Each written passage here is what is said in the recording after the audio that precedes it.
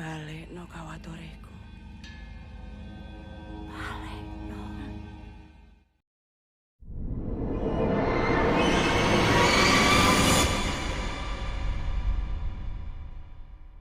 Film Badarawuhi di Desa Penari ini merupakan prequel dari film KKN di Desa Penari, yang menceritakan kisah jauh sebelum kejadian yang menimpa Nur dan kawan-kawan.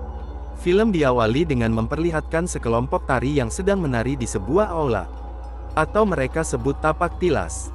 Di sini ada seorang penari yang bernama Gianti, yang merupakan calon dawuh yang dipilih oleh Badarawuhi. Rupanya ia punya kembaran yang bernama Santika, dan ia tidak ingin kembarannya jadi korban dari jin penunggu hutan tersebut. Kalau yang sudah nonton film KKN di Desa Penari, mungkin sudah tahu bahwa jika seseorang telah dipilih oleh Badarawuhi, maka raganya akan dibawa ke dimensi lain, yang disebut Angkara Murka. Di tempat itu dawuh akan terus menari tanpa berhenti, untuk menghibur para lelembut di sana. Maka dari itu, Santika pun dibantu oleh sesepuh desa yang bernama Mbah Putri, untuk mengelabui Badarawuhi dengan melangsungkan sebuah ritual. Namun hal itu ternyata ada konsekuensinya. Pada akhirnya Santika pun menjadi dawuh menggantikan Gianti.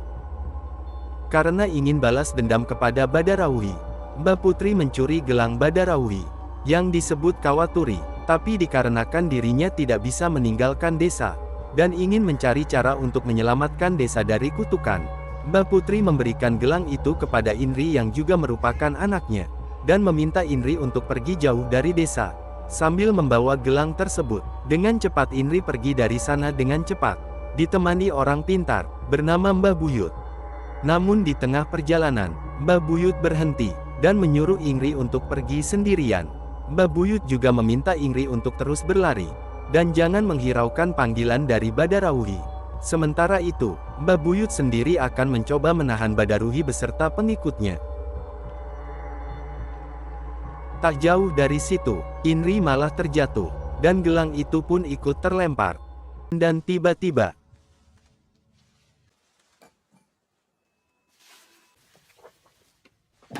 Dok, ojo digawa ya, Dok.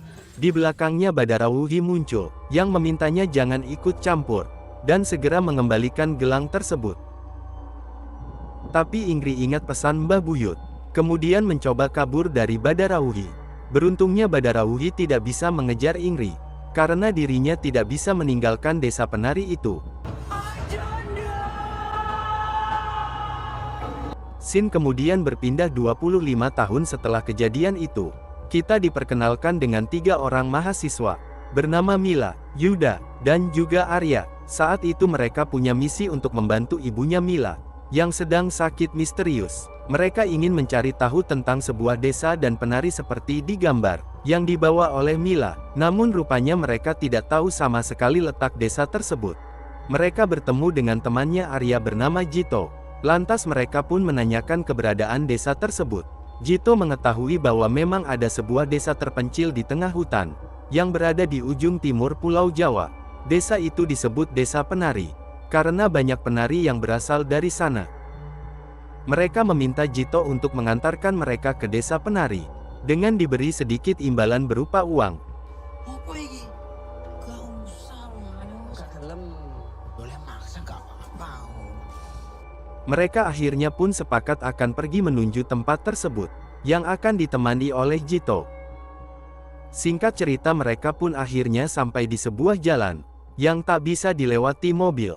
Terpaksa mereka harus berjalan kaki, untuk sampai ke sana.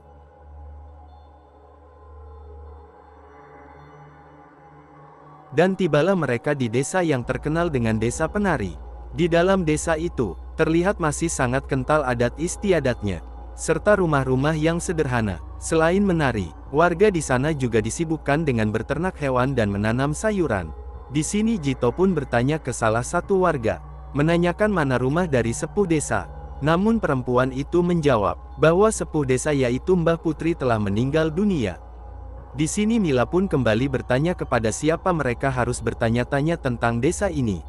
Perempuan itu pun lantas menjawab, bahwa mereka bisa bertanya kepada Mbah Buyut. Namun saat ini kebetulan Mbah Buyut sedang pergi dan tidak berada di rumahnya. Yuda sempat mengajak mereka untuk pulang dulu, sembari menunggu Mbah Buyut pulang. Setelah itu balik lagi ke desa ini. Jito juga mengatakan bahwa apabila mereka akan pulang harus segera, dikarenakan tidak akan ada kendaraan umum di malam hari. Sementara Mila menganggap perjalanan yang sudah mereka tempuh sudah cukup jauh, dan sayang jika harus pulang. Mila pun mengajak mereka untuk tinggal sementara di desa ini. Lalu di sini Yuda meminta izin kepada perempuan itu untuk menginap di desa ini. Beruntungnya perempuan itu mengizinkan mereka berempat tinggal, namun tidak ada tempat istirahat lain selain pos penjaga. Dengan terpaksa mereka akan bermalam di tempat tersebut. Setelah melihat kondisi pos, Yuda merasa kasihan dengan Mila apabila harus tidur di pos penjaga. Yuda melihat perempuan lain, lalu mencoba berbicara dan meminta izin kepada mbak itu untuk menitipkan Mila tidur di rumahnya. Beruntung si embak baik hati itu mau menerimanya dan mengajak Mila masuk ke rumahnya. Diketahui perempuan itu bernama Ratih. Ratih berpesan kepada Mila agar tidak terlalu berisik, dikarenakan keadaan ibunya yang sedang sakit keras. Singkat cerita, malam pun tiba. Mila yang terbangun dari tidurnya karena merasa sangat haus, tiba-tiba mendengar lantunan tembang Jawa di kamar ibunya Ti. Karena sebelumnya diberitahu kalau ibunya sedang sakit parah, tapi aneh bisa melantunkan tembang Jawa dengan sangat merdu. Mila kemudian mengeceknya, namun di samping ibu itu ada Badarawuhi yang sangat senang akan kedatangannya Mila ke desa ini.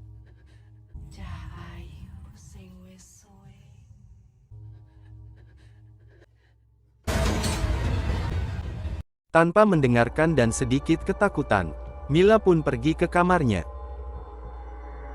Pagi harinya, di saat Ratih memberi makan ibunya, tanpa sengaja melihat kondisi ibunya Ratih.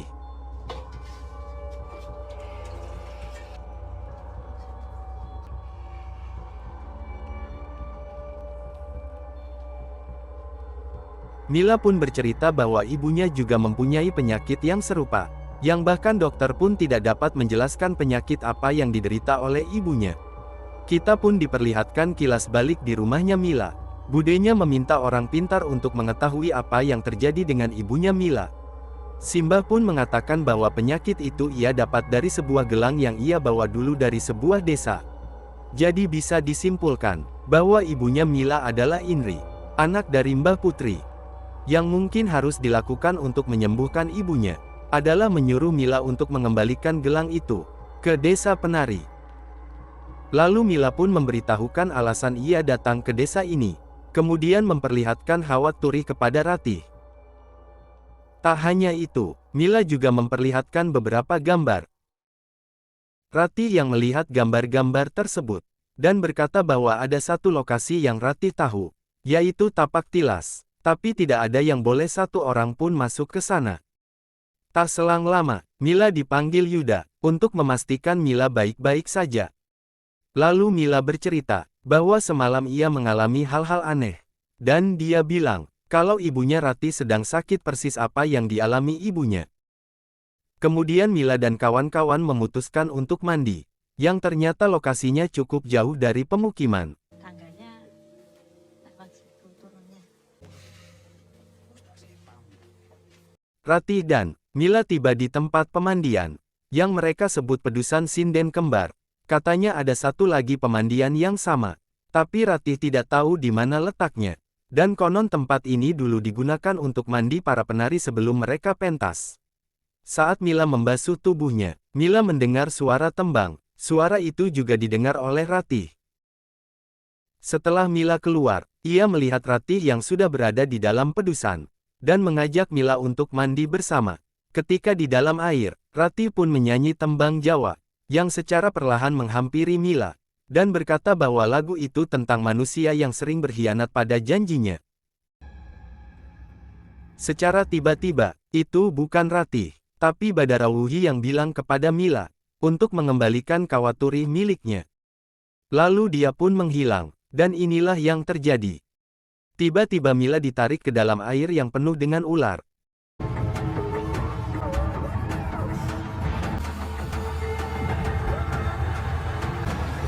Di dalamnya Mila pun diselamatkan oleh Ratih. Lalu dengan cepat segera pergi dari tempat tersebut.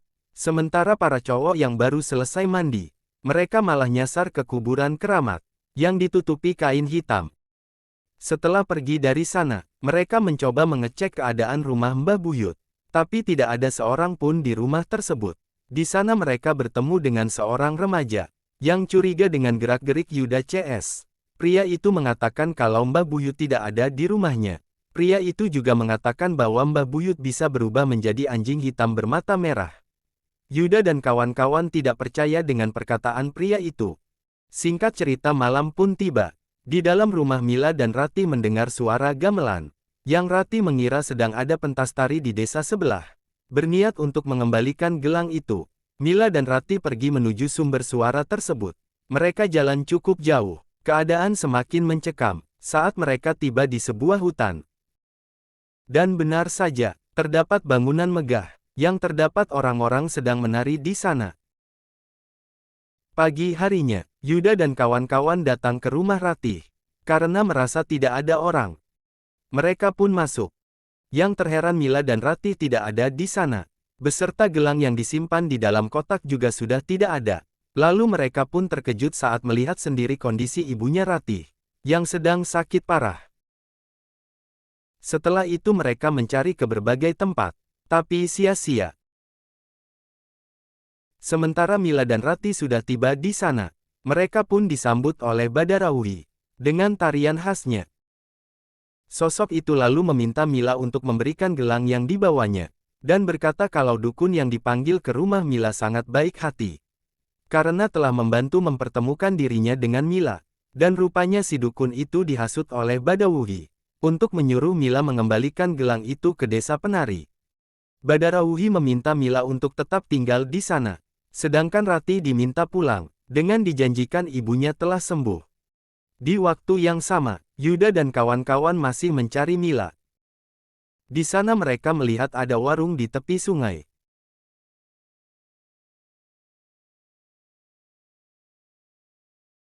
Lalu menanyakan keberadaan Mila, namun mereka tidak melihatnya. Yuda merasa mereka bukanlah manusia, memutuskan untuk segera cabut.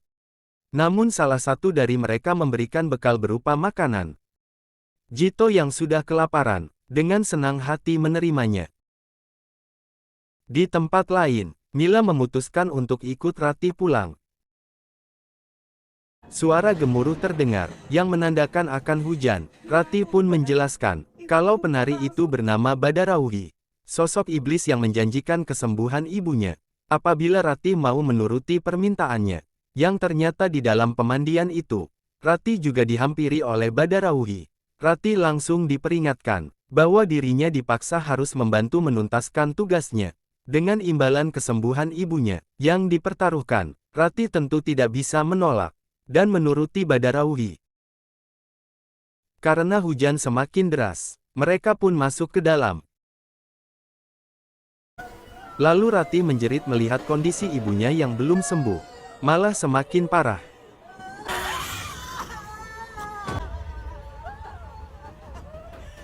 Mila yang cemas dengan nasib ibunya, bergegas mengemas barang-barang untuk pergi ke kota. Namun Mila dicegah oleh Yuda Arya dan Jito, yang berhasil menemukan Mila. Di sana Yuda meminta Mila untuk tidak pergi, karena situasi lagi hujan petir. Arya mengatakan kalau mereka mencari Mila seharian penuh, tapi Mila merasa dirinya pergi dari desa hanya sesaat waktu malam. Mila juga menjelaskan bahwa dirinya sudah mengembalikan gelang itu kepada Badarawi, dan sekarang dirinya hanya memikirkan nasib ibunya di kota. Jito mulai mencium bau tak sedap dari bungkusan daun yang ia bawa, yang ternyata di dalamnya adalah bangkai seekor monyet. Di malam yang semakin larut, Mila masih kepikiran ibunya. Sementara tiga temannya berjaga di depan kamar. Di saat Mila terlelap tidur, ia bermimpi ketemu ibunya, yang sudah sehat. Mimpi buruk ya? Ada lontong balap senenganmu. Sekarang aja toh. Pas Mila terbangun, ia benar-benar dengar suara ibu yang memanggilnya. Pas dihampiri, ternyata, ia itu adalah ibunya Ratih yang terbangun. Lalu mendesak Mila untuk menemui ibunya. Rupanya tubuh si ibu itu telah dirasuki oleh Badarawuhi.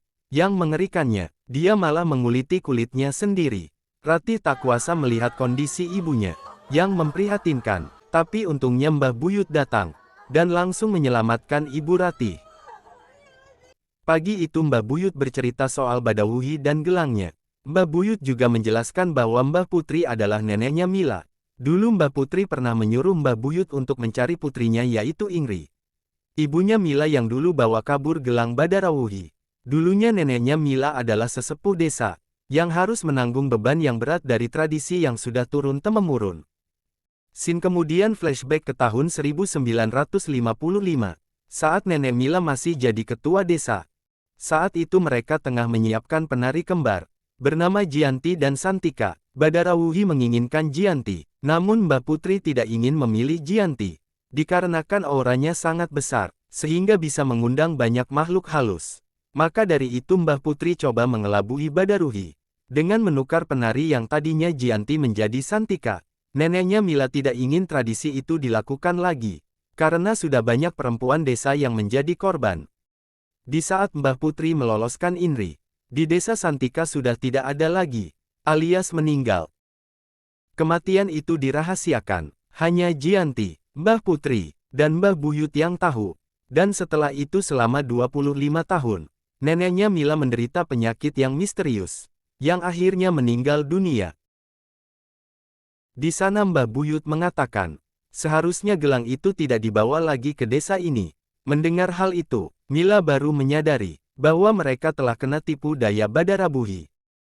Pagi harinya hal mengerikan terjadi, di mana hewan-hewan mati misterius.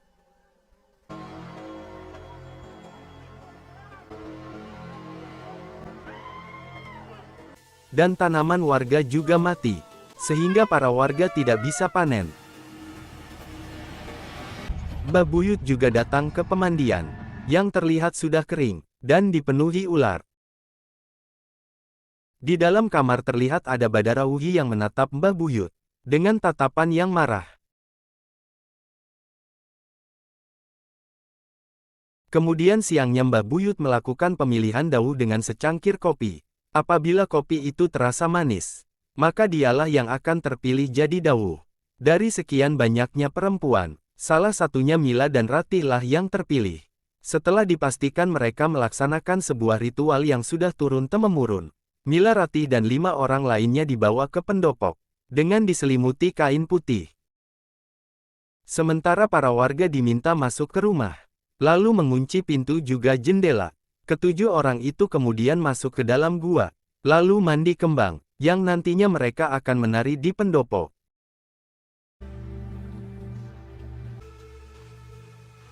Itu rasanya memang sakit. Inilah kalian bisa pulang. Di sana Mila keberatan kalau dirinya tidak bisa menari, namun si nenek meminta mereka menghirup selendang.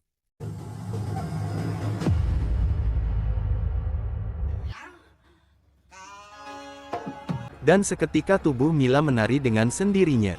Tak disangka mereka semua masuk ke dimensi lain, yang disebut angkara murka. Mereka terus menarik sampai berjatuhan, yang nantinya akan menyisakan satu penari. Kanggo bakal dawuh sing dipilih dohno desa iki teko balap.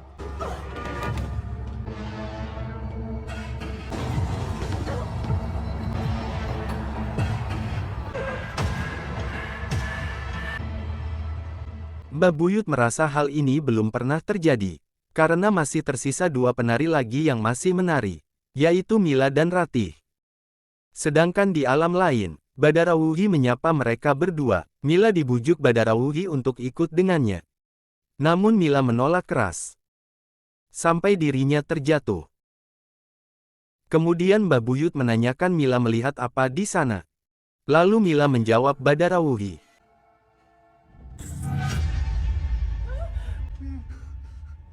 Dan seketika Mila kembali bangun dengan sendirinya, lalu lanjut menari.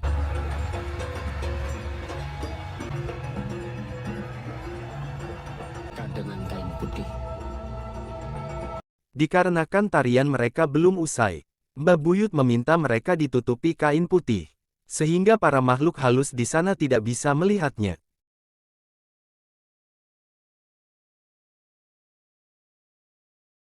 Mila dan Ratih kemudian dibawa ke rumah. Melihat keadaan Mila, Yuda khawatir dengan kondisi sepupunya, lalu meminta Mbah Buyut untuk menghentikan ini semua. Mbah Buyut menjelaskan, Badarauhi belum memilih satu dari mereka berdua, sedangkan Mila dan Ratih masih terjebak di angkara murka.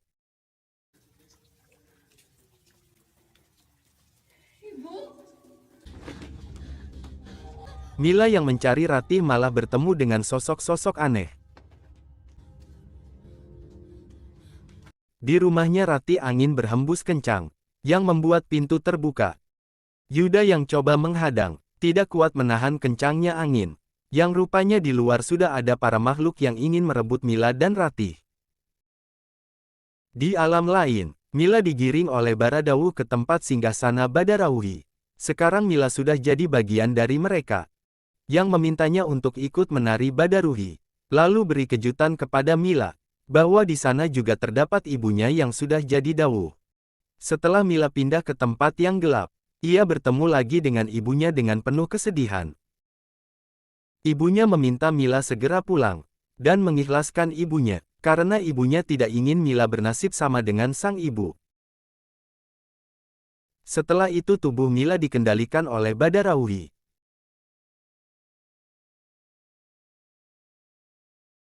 Di rumahnya Ratih, Yuda merasa tubuhnya Mila semakin dingin.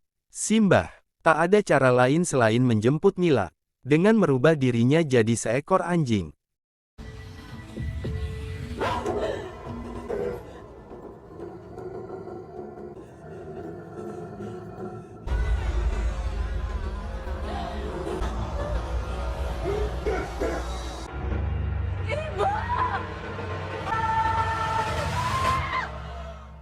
Dan cara itu pun berhasil.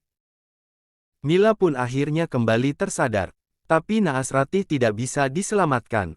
Tak hanya itu, Bujianti juga meninggal di waktu yang sama. Mbah Buyut mengambil kembali kawaturi milik Badarauhi, lalu menyimpan di sebuah kotak. Dan di pagi harinya Mila dan 3 temannya memutuskan untuk kembali ke kota. Rupanya Mila adalah orang satu-satunya pilihan Dawu yang berhasil kembali ke dunia. Dan saat sampai di rumahnya, sayang, ibunya Mila yaitu Inri, sudah dinyatakan meninggal dunia. Sementara di desa penari, mereka mengubur jasad Ratih dan Jianti. Para warga berharap ke depannya tidak akan ada korban lagi, dan film pun selesai.